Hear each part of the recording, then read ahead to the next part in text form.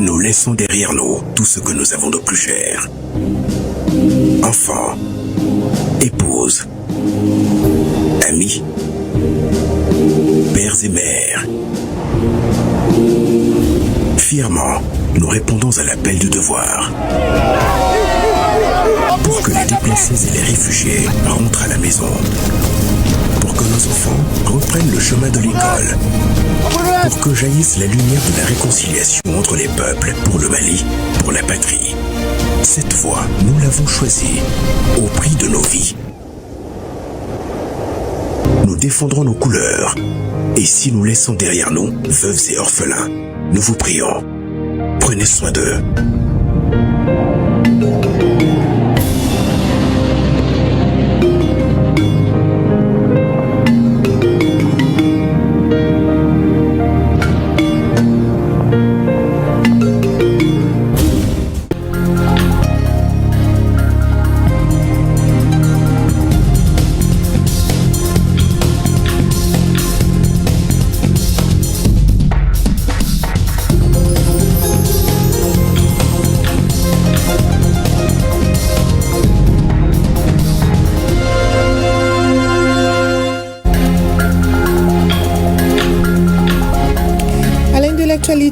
Nouvelles mesures pour les services mobiles monnaie, recherche de crédit et abonnement Internet. Pour bien expliquer les biens fondés de cette décision, deux ministres étaient face aux organisations fêtières du monde rural.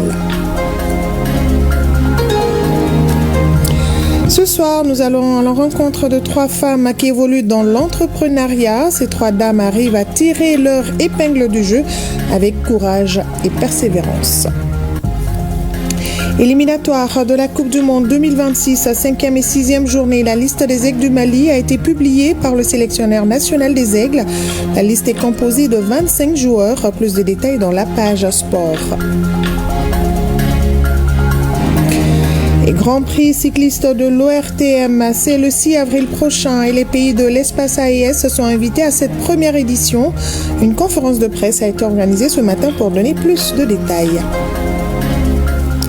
Merci de nous suivre. Bonsoir à tous et bienvenue dans la grande édition de ORTM 1. Vous le savez certainement, une nouvelle mesure est en application au Mali sur les services de mobile monnaie, de recherche crédit, d'abonnement, de fixe et d'Internet. Pour expliquer les biens fondés de cette décision, le ministre de l'Agriculture et son collègue de l'élevage et de la pêche étaient face ce matin aux organisations fêtières du monde rural.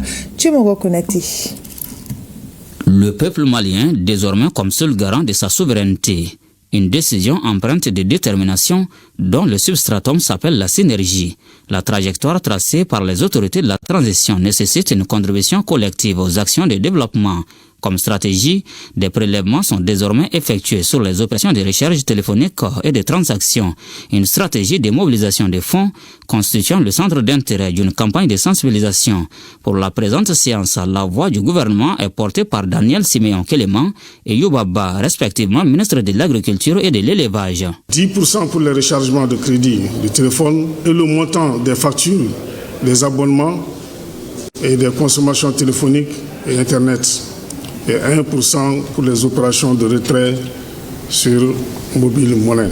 Les calculs réalisés sur la base des prélèvements des 1 et 10 sur les réalisations cumulées de l'année 2023 au niveau des services susvisés par les 3 opérateurs de téléphonie du pays donnent un montant annuel de 109,66 milliards de francs CFA au fonds.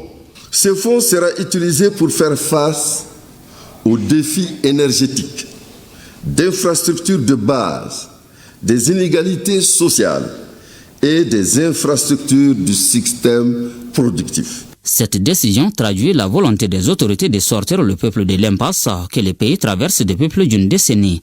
Situation sécuritaire peu reluisante, rupture avec la CEDEAO suite aux sanctions illégales, départ de la quasi-totalité des partenaires. Les conséquences sont multiples et variées. À cet effet, nous devons compter d'abord sur nos propres moyens à développer et transformer nos ressources agricoles. Pour y parvenir, nous devons donc faire appel à notre sens élevé de patriotisme, notre génie créateur.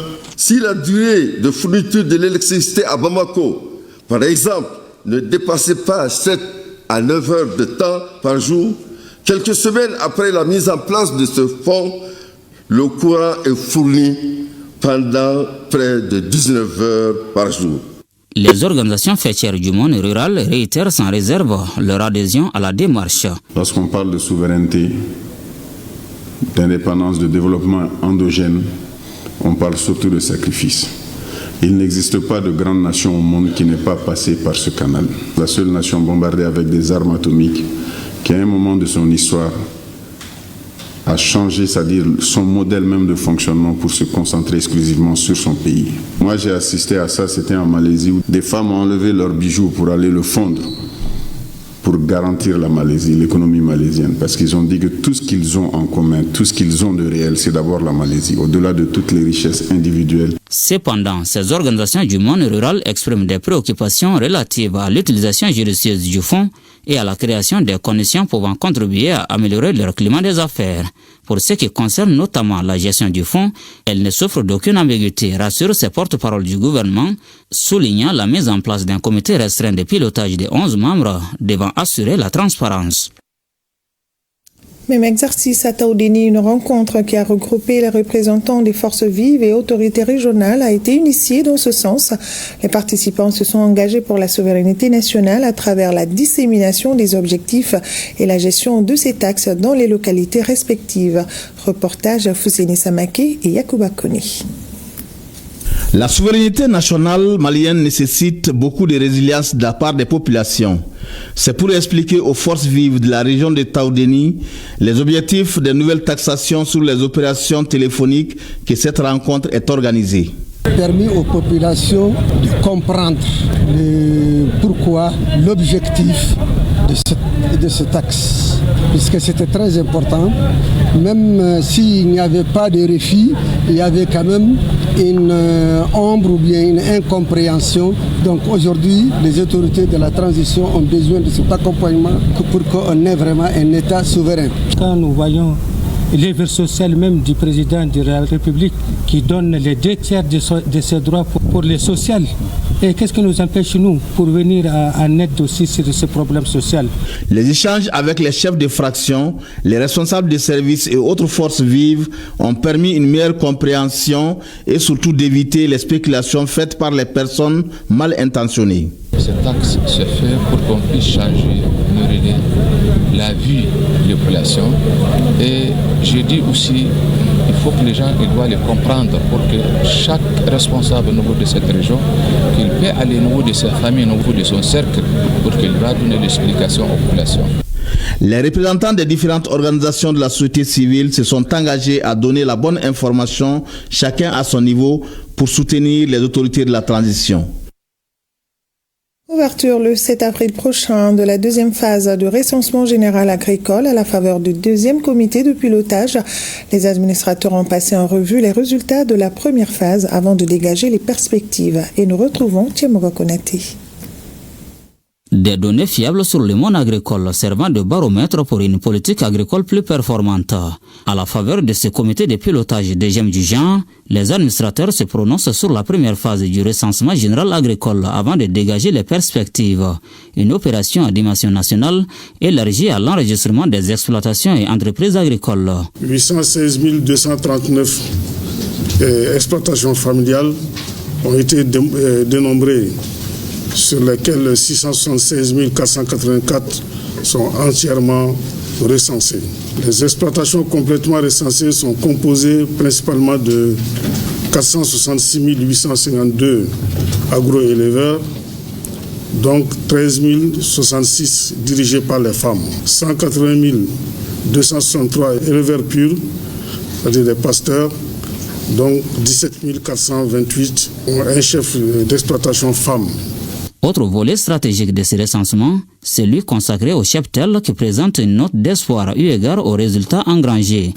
Concernant le cheptel, il a été compté 3 569 515 bovins, et 3 752 974 ovins et 5 229 099 caprins.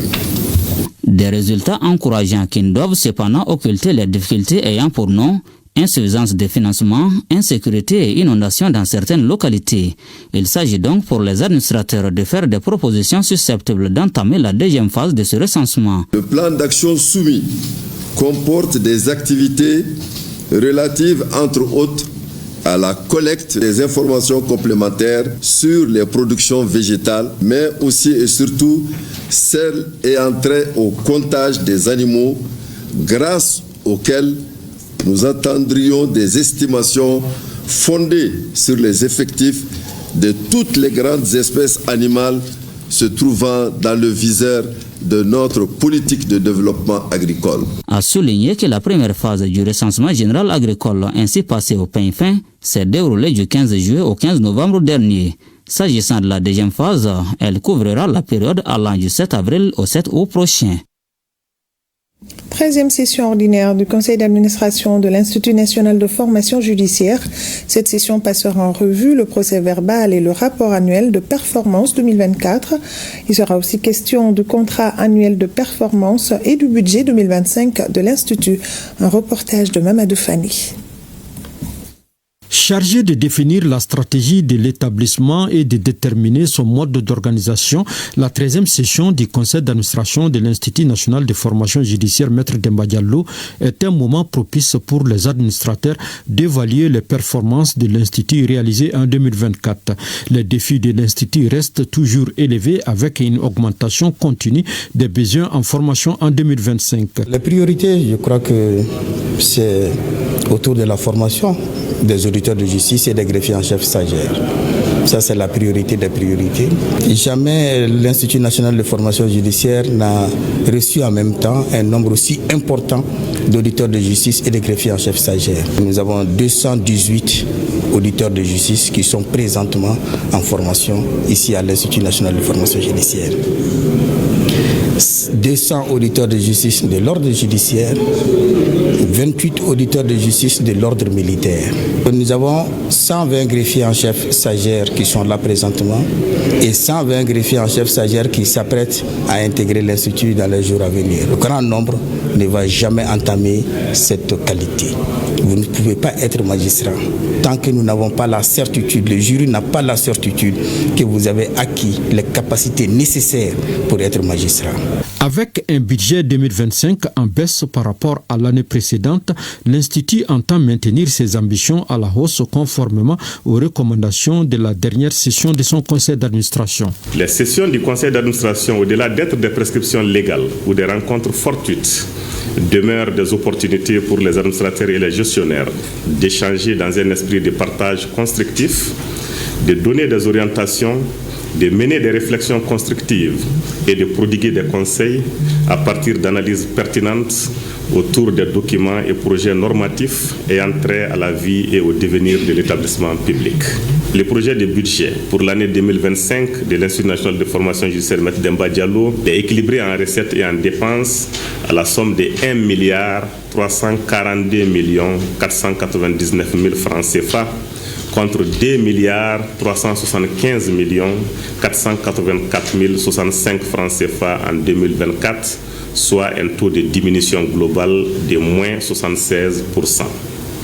Cette diminution s'explique par la fin des travaux d'investissement liés à la réalisation de la maison justice de Mopti avec la part des partenaires techniques et financiers qui passe de 1 132 985 065 francs CFA à 100 millions de francs CFA. La bonne gouvernance et la rationalisation des ressources allouées à l'Institut sont aujourd'hui de mise pour permettre d'offrir à la justice malienne des compétences à la hauteur des défis. Et cette 13e session du conseil d'administration est l'occasion pour les administrateurs de l'Institut de baliser le terrain pour l'atteinte des objectifs.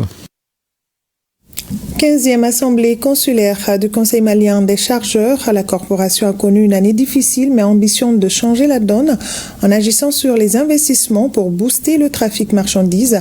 Ils ont fait le point de la situation pour l'année écoulée et ont élaboré un budget et un plan d'action pour la nouvelle année. Compte rendu à Luceni Touré. Le Conseil malien des chargeurs est une organisation professionnelle qui réunit plusieurs corps, dont les transporteurs et les transitaires. Parmi ses missions, l'approvisionnement correct du pays et la défense des intérêts des chargeurs. Organisation reconnue d'intérêt public, le Conseil malien des chargeurs a été d'un grand apport lors de l'embargo imposé à notre pays. Ce regroupement sera l'occasion pour la corporation de rebattre les cartes et procéder à une analyse de la situation afin de corriger le tir. Dans la chaîne d'approvisionnement, nous jouons un rôle très important. C'est vrai que pour ce travail, nous avons besoin de beaucoup d'infrastructures par rapport, par exemple, les routes, les ports secs, autre chose.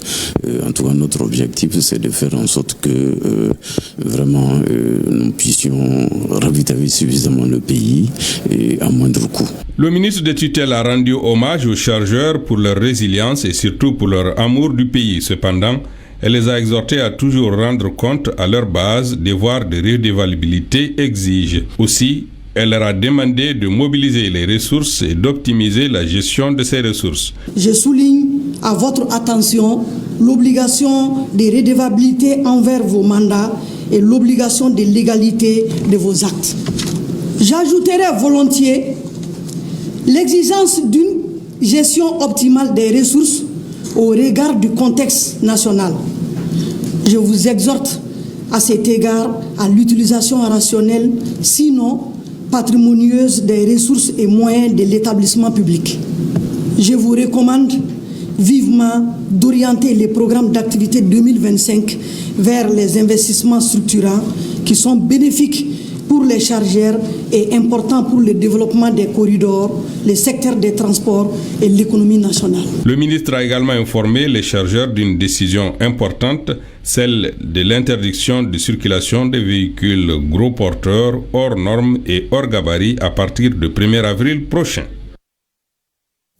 Les places de la jeunesse dans la refondation du Mali, c'est le thème d'un masterclass animé par le ministre en charge de la jeunesse et celui de l'enseignement supérieur, occasion de faire le tour d'horizon des sources de revenus de l'État. Tiemogo Konati. Une présentation aux allures d'un cours magistral sur le concept de la citoyenneté. Il s'agit d'une interactivité entre le ministre en charge de la jeunesse et les étudiants d'une université privée de la place. L'exercice se déroule à Yelebougou, en commune 1 du district de Bamako. Abdel Kassim Ibrahim Fomba, dans son manteau de pédagogue, tente d'éclairer la lanterne de ses jeunes interlocuteurs sur leur rôle et place dans la refondation du Mali. Vous savez, aujourd'hui, nous sommes dans une grande réforme au niveau de nos institutions, au niveau de l'État de façon globale. Et nous voyons qu'il est très important que nous puissions attirer l'attention des jeunes sur leur rôle aussi à jouer. Il ne s'agit pas seulement d'un exercice qui concerne l'État, mais c'est un exercice qui concerne tous les acteurs clés au niveau de l'État. Et ça nous a permis de discuter vraiment de plusieurs points, des points en lien avec la refondation. Pourquoi elle n'est pas semblable à la reconstruction. Le ministre Fomba a étendu son exposé aux différentes initiatives du gouvernement, issues notamment des assises nationales de la refondation, citant en exemple l'adoption de la nouvelle constitution et le nouveau code minier avec en ligne de mire la loi sur le contenu local. Aussi, a-t-il invité les étudiants à plus d'initiatives et de créativité, à l'image de Sori Ibrahim Al-Bakr Kone qui a créé depuis peu un cadre d'apprentissage de l'anglais. In Mali, students they can make 10 years and maybe 15 years and they can even start a conversation in English. That is actually the problem we want to solve. Au Mali ici, le problème est que les jeunes, ils peuvent faire 10 ans, voire 15 ans d'études et ils peuvent même pas faire une conversation en anglais. Et c'est pour ça que j'ai décidé de créer un club d'anglais pour tous les Maliens. Il faut savoir que le citoyen, c'est celui qui contribue à l'évolution et au développement de son pays. Et ça passe par plusieurs choses, y compris les impôts et les taxes, mais aussi l'animation civique. Les jeunes aujourd'hui, ce sont des nouveaux penseurs avec les nouvelles technologies, les innovations, la créativité. Je pense que les jeunes doivent pouvoir s'investir énormément avec tous ces atouts qu'ils ont. Cette initiative est soutenue par le ministère de l'Enseignement supérieur et de la Recherche scientifique. Le ministre en charge de la jeunesse a fait une intervention que j'ai qualifiée magistrale, qui est faite à l'aide des méthodes de pédagogie innovantes, en mettant en situation les étudiants eux-mêmes et en faisant des études de cas. Donc ce qui a permis aux uns et aux autres de saisir la quintessence de son intervention et la responsabilité que les uns et les autres ont dans la refondation de l'État. Sentiment de devoir accompli donc pour les 2 membres du gouvernement qui ont reçu de la direction de l'établissement des présents symboliques pour la rupture du jeûne. Grand format de cette édition et nous allons à la rencontre de 3 dames, un dénominateur commun. Elles évoluent dans le domaine de l'entrepreneuriat. Néné Silla est dans la gastronomie, Zena Sidibé vend des galettes. Quant à Linda Fanta Keita, elle propose des paniers Ramadan et chacune d'elles tire son épingle du jeu. Suivons donc à Awama Kamara pour découvrir le quotidien de ces 3 braves dames. Le Ramadan est une période d'introspection spirituelle, mais pas que. Il est aussi un moment de générosité et de partage. De plus en plus, des jeunes se lancent dans l'entrepreneuriat et profitent de cette occasion pour proposer des services qui répondent aux besoins des fidèles. On va mettre maintenant le mini sandwich. On met 5 pièces de chaque variété dans le plateau de 15 000 francs. Guindo Néné Silla a 30 ans. Elle a un master en hôtellerie et voulait être hôtesse de l'air. Des métiers qui devraient lui permettre de voyager et d'enrichir son expérience dans le domaine de la gastronomie et de l'accueil. Mais finalement, la passion l'emporte. Elle gère ce fast-food dans un quartier de Bamako. Pourtant, c'est pendant le Ramadan qu'elle a décidé de se réorienter. Passionnée de cuisine et de pâtisserie, elle a vu une opportunité dans la demande croissante de petits fours pour la rupture du jeûne. Nos plateaux sont à partir de 10 000 francs CFA. 10 000 francs CFA composés de 25 pièces, 15 000 francs composés de 40 pièces et 20 000 francs composés de 50 pièces. C'est composé que de mignardises salées. Avec son souci du détail, Néné a su séduire sa clientèle et tirer son épingle du jeu. Aujourd'hui, elle emploie plus d'une vingtaine de personnes. Les travaux commencent depuis 7 h du matin et ne se terminent qu'à 17 h, 7 jours sur 7. Mais il faut que les plateaux sortent avant 16 h. C'est ce qui nous met surtout la pression. La demande est énorme. Du coup, il me faut plus de main d'œuvre. Cette dame a plusieurs cordes à son arc. Opératrice culturelle, Zeina, vendeuse de galettes à 16 heures perdues. Travaillant à temps plein dans une entreprise de multimédia de la place, elle profite de la pause dans son secteur pour transmettre un savoir-faire culinaire hérité de sa mère pour répondre à la demande croissante des clients en ce mois béni. Vendre du froufrou, c'est du théâtre social en fait. Tout se passe, les conflits, les discussions, des étrangers qui deviennent des amis. Donc du coup, moi, ça m'inspire en tant qu'artiste de discuter avec les gens et avec la société, les voisins, des thématiques les plus urgentes de notre identité culturelle en fait. Donc c'est un lieu de rencontre, de partage et de cohésion pour moi.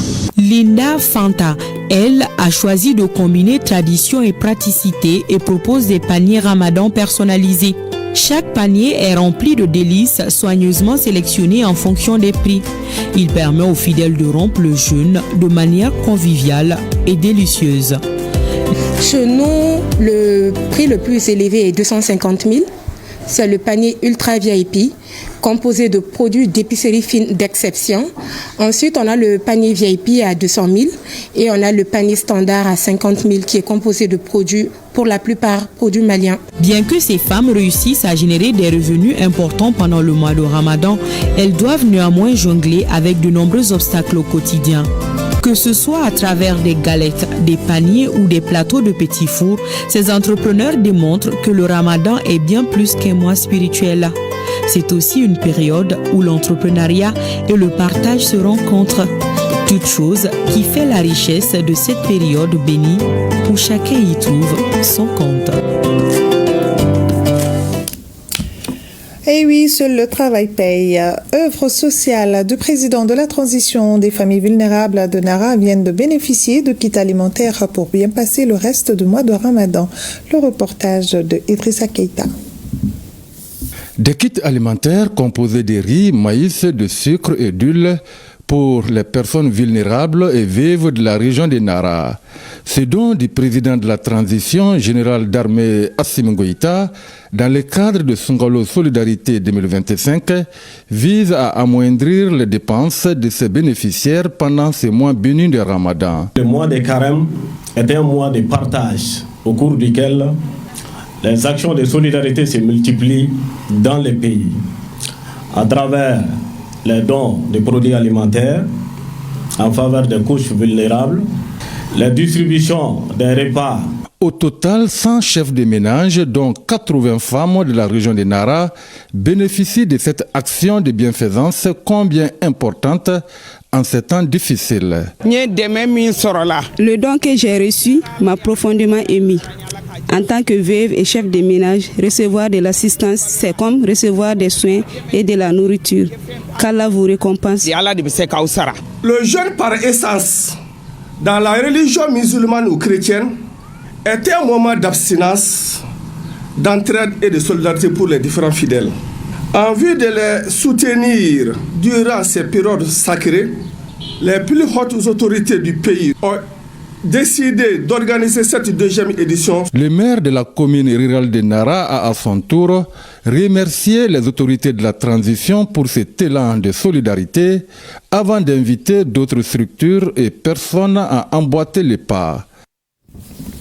Et à Bandiagara, dans le cadre de suivi de l'approvisionnement du marché en produits de première nécessité, le gouverneur de la région de Bandiagara a visité les entrepôts et points de vente de denrées alimentaires. Un reportage de Agibou Koulibaly, Mamadou Sidibé et Oumar Guindo. Accompagné de ses proches collaborateurs, le gouverneur s'est rendu chez plusieurs commerçants de la ville. Cette tournée a permis de constater des stocks conséquents de produits de grande consommation, notamment du riz, de l'huile, du sucre et du thé, assurant ainsi une offre suffisante pour répondre aux besoins des consommateurs. Les commerçants ont salué cette initiative qu'ils qualifient de première du genre. Le stock que nous avons, on n'a aucun problème dans cela. Même avant aujourd'hui. Bon, malgré l'insécurité, on n'a aucun problème de stock à Bandiagara. Ça, on n'a aucun problème. Nos fournisseurs grossistes, ils sont prêts sur pied à fournir et alimenter la population. Même nous fournissons les autres cercles, dans toutes les nécessités et dans toutes les premières nécessités surtout. En prix, en qualité, en quantité. Nous avons des stocks de riz, de sucre et bien d'autres. Et les autorités nous ont beaucoup aidés, surtout le gouverneur de la région de Bandiagara que nous saluons. L'année dernière, nous n'avons même pas eu un camion de sucre. Mais cette année, on nous a donné 1000 tonnes de sucre. Le directeur régional du commerce, de la consommation et de la concurrence a rassuré sur la disponibilité des produits de première nécessité, précisant que les prix pratiqués restent dans une fourchette jugée raisonnable. Le constat que nous avons fait, nous avons vu que le niveau des stocks des produits de grande consommation, de large consommation tels que les riz, le sucre, l'huile, les pâtes alimentaires, les laits et autres produits sont disponibles dans ces marchés et à des prix raisonnables. Le gouverneur a exprimé sa satisfaction quant au respect des prix plafonds administrés, une mesure essentielle pour préserver le pouvoir d'achat des ménages en cette période de jeûne. Dans le cadre du mois Sunkalo, nous sommes allés au marché pour voir de visu la disponibilité, la qualité et le respect des prix des denrées alimentaires qui en ce moment sont très demandés. Donc un site au cœur de la ville, dans le marché et dans les deux extrémités. Nous avons pu constater qu'il n'y a pas de crainte à avoir à Bandiagara. Bandiagara dispose dans ses stocks, en tout cas, de quoi ravitailler toutes les populations pendant tout ce mois.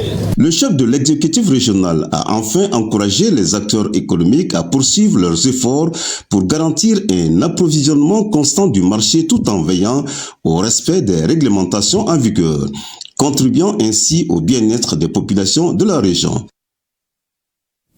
Vous le savez certainement, des obus ont été lancés sur la ville de Gao. Le gouverneur de la région de Gao a fait le tour des endroits touchés par les obus pour assurer les populations et apporter le soutien des plus hautes autorités du pays. Il a aussi visité la station régionale ORTM Gao qui a été également touchée.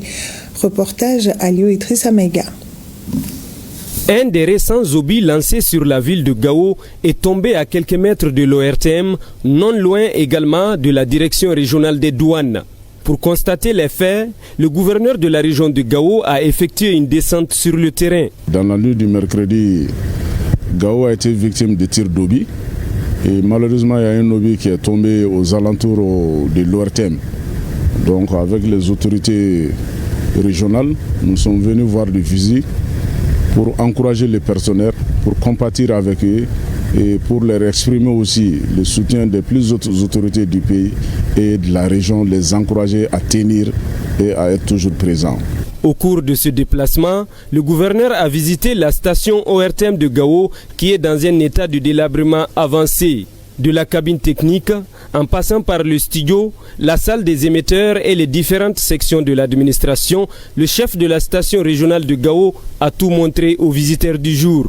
Nous avons vu aussi les locaux de l'ORTM et les équipements qui sont dans un état de délabrement très très avancé, mais nous porterons le message à qui il faut pour que l'ORTM Gao soit moderne au niveau qu'il le faut dans ce siècle de technologie. Après la visite du gouverneur, le chef de la sous-délégation de l'INHCR est venu aussi constater les conditions de travail du personnel de l'ORTM Gao. Nous comptons beaucoup sur le support des médias pour pouvoir vulgariser un peu plus le travail que nous faisons. Ça nous aide également dans le plaidoyer pour faire passer des messages, montrer dans quelles conditions nous sommes en train de travailler, montrer également dans quelles conditions les populations que nous soutenons vivent. Le gouverneur et sa délégation ont aussi rendu visite aux agents de la douane pour les encourager avant d'aller voir les endroits touchés par les obus lancés sur la ville de Gao, histoire de rassurer les populations. Et à Koutchala, l'ONG Ahmed a remis aux commissions foncières un important lot de matériel, des ordinateurs, des imprimantes et des registres. C'est une activité de mise en œuvre du programme Justice et Stabilité au Sahel. Reportage Abrahima Koné et Amadou Dolo. L'ONG Ahmed et son partenaire Merci Corps remettent aux commissions foncières COFO des zones d'intervention du programme JAS 17 ordinateurs, autant d'imprimantes, des caisses à fer pour la conservation des documents, des registres et bien d'autres matériels. Toutes choses qui devront contribuer à renforcer les capacités opérationnelles des bénéficiaires du programme JAS, entendez-la par Justice et Stabilité au Sahel. Ces outils sont des outils de travaux pour nous, qui concerne aussi la stabilité dans nos milieux ruraux. Donc je voulais ici remercier très sincèrement nos partenaires d'appui pour cet appui précis. Les COFO font un travail qui permet un apaisement de l'espace de vie. Donc l'action que nous menons doit renforcer la capacité des différents acteurs d'aller plus loin dans la gestion des conflits. Les efforts fournis par le programme JAS lui ont permis de gérer 28 conflits et d'établir 14 procès-verbaux de conciliation déjà homologués par la justice. Les COFO sont très déterminants dans le dénouement du procès à notre niveau. Donc aujourd'hui, moi, je suis très satisfait au niveau de ma juridiction car j'ai peu de litiges fonciers. JAS s'articule autour de 3 axes prioritaires. Le renforcement des capacités, l'amélioration de la résilience face au choc climatique, la production de données probantes par un plaidoyer efficace et une meilleure coordination entre les parties prenantes. Le programme JAS est dédié à l'amélioration des capacités des mécanismes communautaires à prévenir et gérer les conflits liés à la terre et aux ressources naturelles. J'invite les bénéficiaires de prendre soin de ces équipements et de les utiliser à bon escient. Je puisse vous assurer de la totale disponibilité des autorités régionales à accompagner ce programme. Le programme JAS est financé par le Bureau des Affaires étrangères du Commonwealth et du Développement FCDO du Royaume-Uni. Koulikoro, plus de 650 millions de francs CFA, c'est le montant du projet de lutte contre la corruption et l'enrichissement illicite, composante société civile. Il a pour objectif d'appuyer et soutenir la politique nationale de lutte contre la corruption au Mali. Reportage Adama Traoré. Financé par le Royaume des Pays-Bas à hauteur de plus de 650 millions de francs CFA, le projet de lutte contre la corruption et l'enrichissement illicite est mis en œuvre par un consortium anticorruption composé de la coalition des organisations de la société civile pour la lutte contre la corruption et la pauvreté, de l'ONG ID Sahel et l'association Bemberi. La corruption dans toutes ses formes compromet nos aspirations à une société équitable et transparente. C'est pourquoi notre coalition, avec le soutien de ses partenaires, s'engage résolument à sensibiliser et à outiller les acteurs de la société civile pour qu'ils soient des vigies et des vecteurs de changement dans cette lutte essentielle. Ce projet qui vient de faire l'objet d'une présentation à travers un atelier dans les locaux du gouvernorat de Koulikoro s'inscrit dans une dynamique d'approche multi-acteurs et participative et la prise en compte des priorités des communautés, particulièrement des couches vulnérables. L'objectif du projet, c'est d'appuyer et soutenir la politique nationale de lutte contre la corruption au Mali. Et nous avons un projet qui englobe la gouvernance pour la prévention de la corruption et également une plateforme de dénonciation que nous allons également activer pour dénoncer les cas de corruption que les citoyens peuvent observer ou bien peuvent être victimes au niveau de nos régions. Je vous encourage donc à participer activement aux discussions, à partager vos réflexions et suggestions, car c'est grâce à notre collaboration que nous pourrons continuer à progresser et à réaliser notre vision commune d'un monde juste, équitable et sans corruption. Ces projets pilotes couvrent 5 régions et 15 communes du Mali. Les producteurs agricoles du cercle de Tonka sont mieux outillés en vue de lutter contre l'insécurité alimentaire. Les membres de l'Union des coopératives multifonctionnelles du lac Oro ont bénéficié de matériel et d'intrants agricoles d'une valeur de plus de 150 millions de francs CFA. Tombouctou et Idrissa Goulou Sissoko. Augmenter la production agricole des membres de l'Union des coopératives multifonctionnelles du lac Oro, tel est l'objectif de cette donation de matériel agricole. En effet, le gouvernement vient de mettre à la disposition des producteurs du cercle de Tonka 2 tracteurs et accessoires, 2 motopompes, 2 motobennes, 3 batteuses, 2 motoculteurs et une grande quantité d'intrants agricoles pour un coût de plus de 150 millions de francs CFA. Ces équipements qu'on vient de nous donner vont beaucoup aider. Nous cultivions presque à la main. C'est pénible et on n'en pouvait plus. L'espace qu'on cultive n'est pas assez par faute d'outils modernes. Avec ces acquisitions, nous irons plus loin et vite. Je remercie vraiment cette délégation spéciale qui n'a même pas eu un grand temps et qui nous a accepté quand même nous offrir vraiment ces joyaux que nous venons de recevoir aujourd'hui. Et ce joyau vient aujourd'hui à la population qui couvre de 81 760 habitants. Et réellement, et ce joyau aussi va à un lieu dont le besoin se fait sentir. Et nous tenons aujourd'hui auprès de l'ICAMO aujourd'hui, qui encadre vraiment ces populations pour en faire bon usage. Ce geste des autorités nationales va contribuer à soulager les producteurs agricoles, car cette année, les inondations ont fortement perturbé les productions.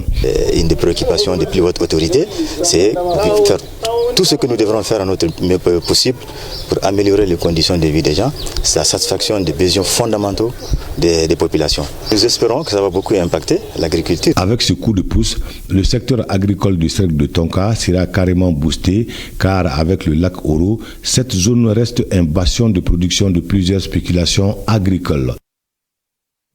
Et dans le cadre de la célébration du 8 mars, nos projecteurs sont lancés sur Rokia Traoré et Julie Traoré. L'une est ingénieure de son et l'autre est camérawoman. Ces 2 femmes forcent l'admiration à Bozola, 2 Amazones de l'ORTM avec Aïssata Koumbakane et Soumaïla Konari. Micro, mixette, casque et les câbles.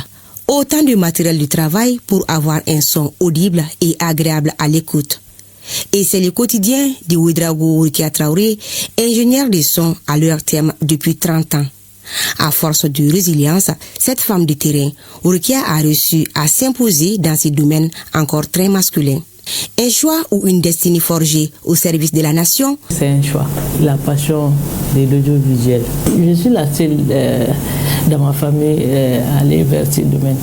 J'ai toujours aimé les sons. J'écoutais permanemment la radio. C'était comme un mystère pour moi. D'écouter la voix des gens à travers la radio, on ne les voit pas. Donc, ça m'a motivé quand même à aller vers ça. En tout cas, notre Nyelni, au service de la nation, a su s'adapter, car l'architecture, tel un rêve, était déjà tracée et c'était une de ses ambitions d'enfance. Quand elle est venue de l'ESICA, elle était en stage ici.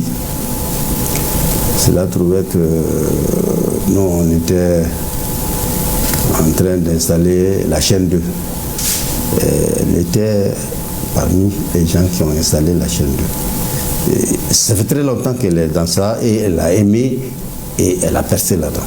Mariée et mère de 4 enfants et 2 petits-fils, la fille de Cheikh Amara Traoré s'est passée entre ses responsabilités familiales et son travail tel un jeu programmé. À la maison, ici, il y a des gens qui peuvent m'aider à faire le boulot. Donc on travaille ensemble. Soutenu par son époux qui comprend l'enjeu tout comme ses collègues et chacun sait apprécier la simplicité d'une femme courageuse et ferme, sociable et véridique. Le jour du mariage même, je me rappelle, on m'a dit à la mairie que voilà, tu as une femme qui travaille à l'ORTM. Le travail de l'ORTM, ça n'a pas une heure fixe. J'ai dit mais ça ne me dérange pas. Quelle que soit l'heure à laquelle elle rentre à la maison, si c'est le travail, ça ne me dérange pas. Malgré son boulot, ça n'entrave pas ce qu'elle fait à la maison. Si elle quitte le boulot, elle s'occupe de moi. Avant d'aller le matin, elle s'occupe carrément de moi. Madame Ouedraogo, je lui souhaite une bonne continuation dans le travail.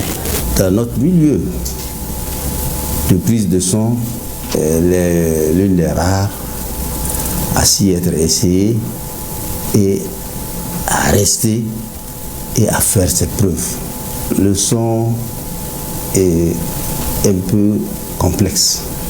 Il faut l'aimer pour pouvoir exercer dans le son. Une autre actrice, autre réalité et autre activité avec notre seconde femme de ce 8 mars. Djeneba Anne-Marie Julie Traoré, affectueusement appelée Julie Danoir, caméra woman depuis plus de 10 ans. Mariée et mère d'un garçon, nous partage sa passion pour ces métiers. L'idée c'était d'abord la photo. Je me suis rappelé des souvenirs en famille avec la maman, avec mon beau-père.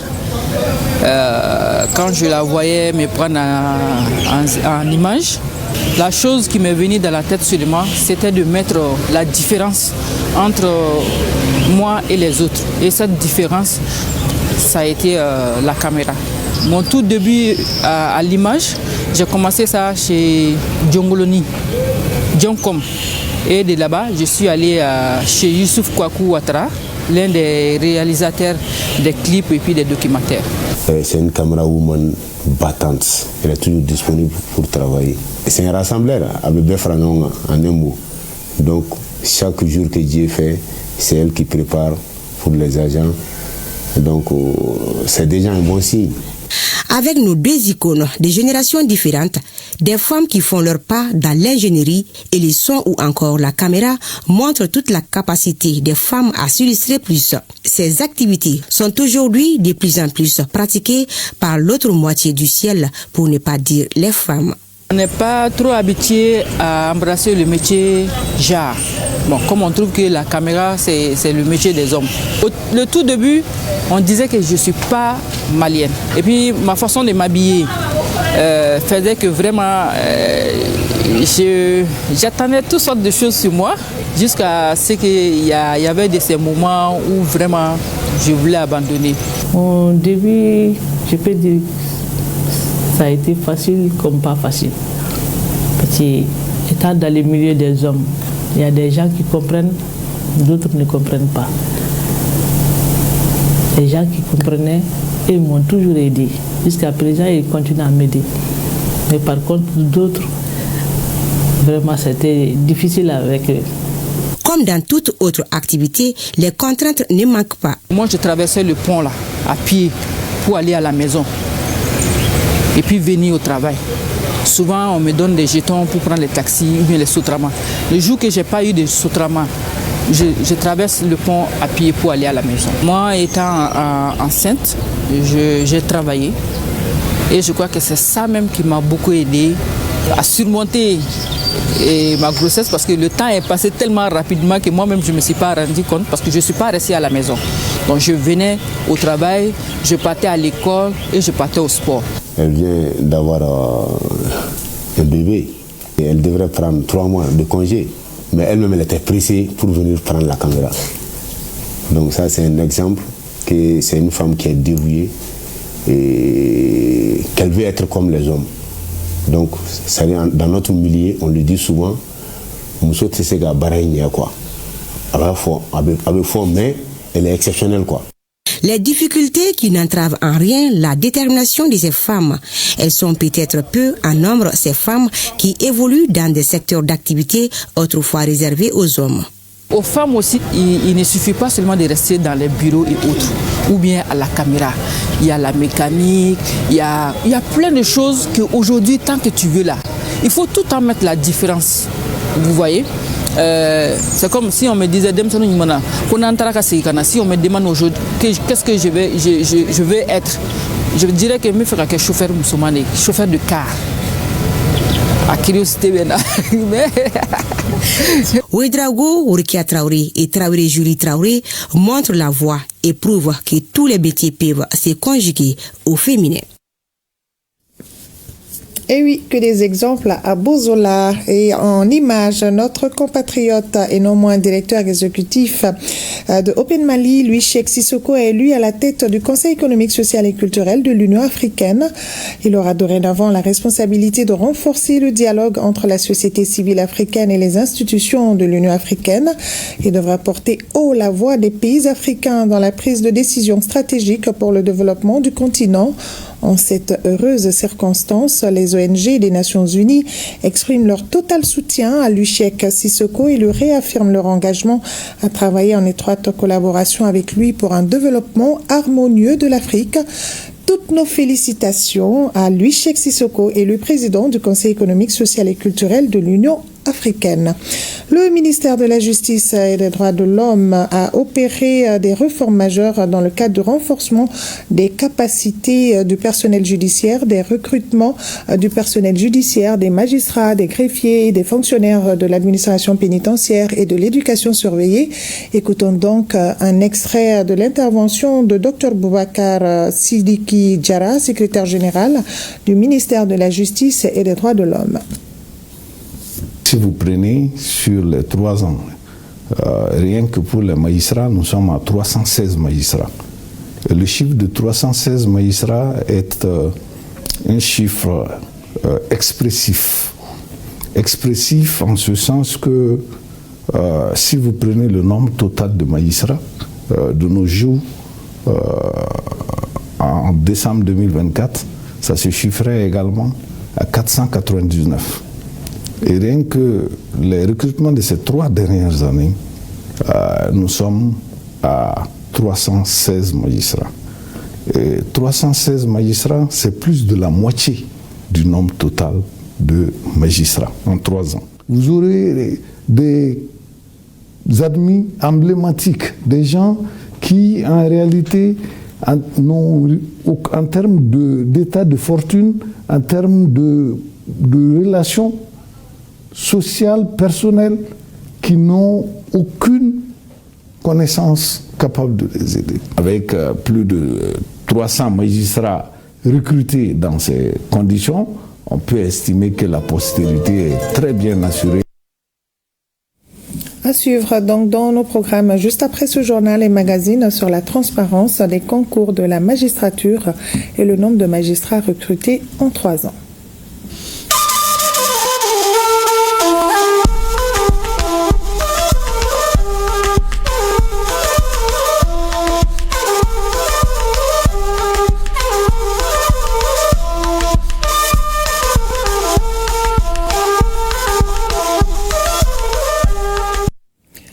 Actualité au Burkina Faso, le capitaine Sié Landry Ouattara est le nouveau commandant de la 15e compagnie d'incendie et de secours de sapeurs-pompiers de Gaoua. Il place son commandement sous le sceau de la collaboration avec les autres forces de sécurité et de la protection des personnes et de leurs biens. Sié Michel Dawa. C'est officiel. Le capitaine Sié Landry Ouattara est désormais le commandant de la 15e compagnie d'incendie et de secours de Gaoua. Il reçoit ainsi toute la légitimité pour diriger des hommes et des femmes des forces armées nationales afin d'accomplir les missions qui lui sont assignées par la hiérarchie militaire. La prise du drapeau symbolise véritablement les responsabilités qui sont maintenant celles du nouveau commandant de compagnie. Il s'agit de travailler en symbiose avec l'ensemble des forces de défense et de sécurité dans la région, et plus particulièrement en ce qui concerne la protection civile, la sauvegarde de la vie des personnes et la protection de leurs biens sur l'ensemble du territoire régional. Je mesure l'ampleur de la mission que vous me confiez et je prends l'engagement de m'y consacrer pleinement, en articulant mon commandement sur les grandes lignes suivantes. Le maintien du potentiel opérationnel, la gestion des opérations, la prévention des risques et la prévision dans notre secteur d'intervention. Et enfin, la culture d'un esprit de cohésion. Aux autorités administratives et politiques, militaires et paramilitaires dont je salue au passage leur présence parmi nous, je sollicite un appui constant. Le capitaine Sielandri Ouattara est titulaire du brevet de prévention, d'un diplôme d'officier de garde compagnie et du diplôme de sapeur-pompier investigateur. Avant d'assurer le commandement à la BNSP Gawa, il a participé activement à plusieurs opérations sur le plan national et international. Et au Niger, le gouverneur de la région de Maradi s'est rendu ce matin au quartier Yandaga où des malfrats ont attaqué des citoyens. Bilan, un mort et 3 blessés. Gounia Gibrima.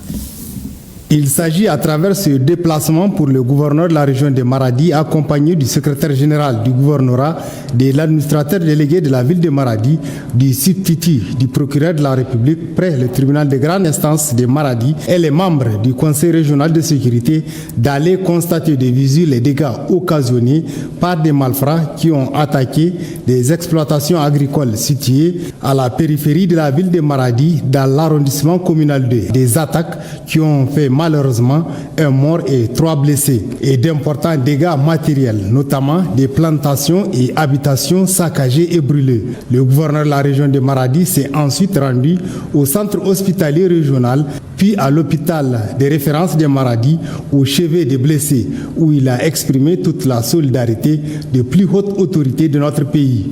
Au domicile de la victime décédée, le contrôleur général de police Issoufou Maman a présenté ses condoléances à la famille du disparu au nom de plus hautes autorités du Niger.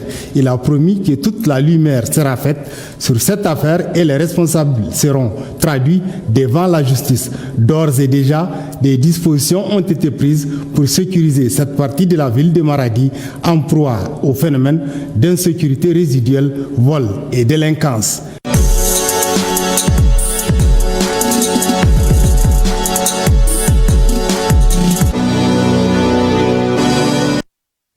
Et c'est l'heure du sport. Dans ce 20h, ce soir, nous recevons Seragatou Sissi. Bonsoir Seragatou. Bonsoir Harika Tekone. Alors, les 5e et 6e journées des éliminatoires de la Coupe du Monde 2026 tapent à nos portes. Le sélectionneur des Aigles du Mali, Tom Saint-Fit, a animé ce matin une conférence de presse pour dévoiler la liste des joueurs retenus pour ce double rendez-vous.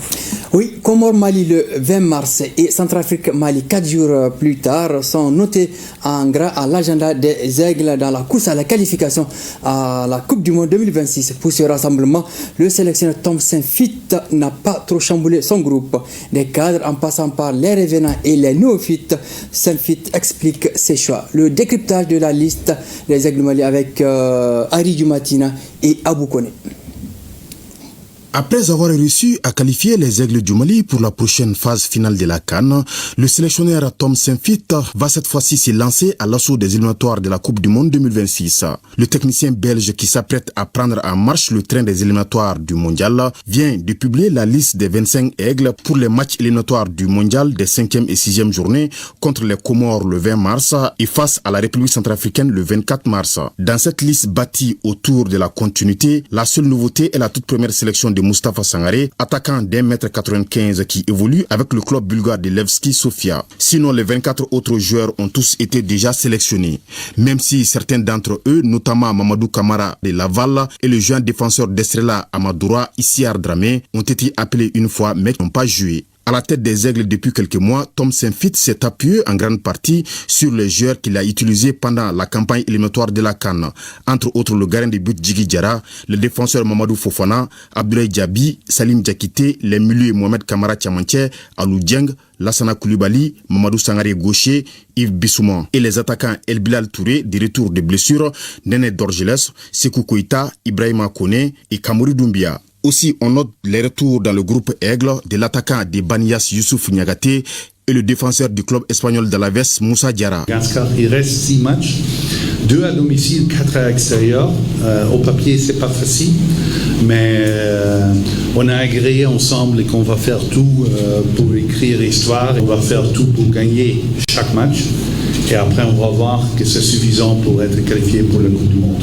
Je reste presque avec la même sélection. Pour moi, c'est plus facile qu'on a les joueurs que je connais. Les joueurs connaissent que le staff technique et moi comme entraîneur veut.